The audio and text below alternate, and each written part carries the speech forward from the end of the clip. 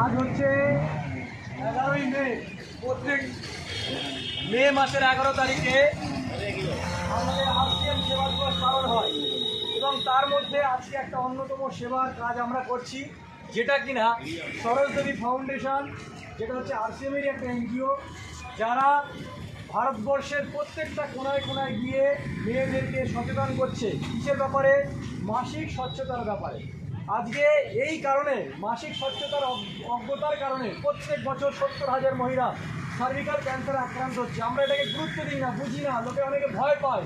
ভয় পাওয়ার কিছু নেই, সবার সঙ্গে এটা সুন্দর করে আলোচনা করার ব্যাপার।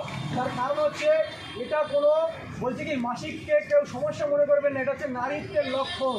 মানে আমাদের যে জন্ম হয়েছে, আজকে আমার মায়ের যদি পিরিয়ডস না হতো তাহলে আমার জন্ম হতো না। তার মানে কি আমাদের যারই জন্ম হয়েছে সেটা কিন্তু মাসিকের জন্যই জন্ম হয়েছে। তো এটাকে কেউ ভয়, কেউ লজ্জা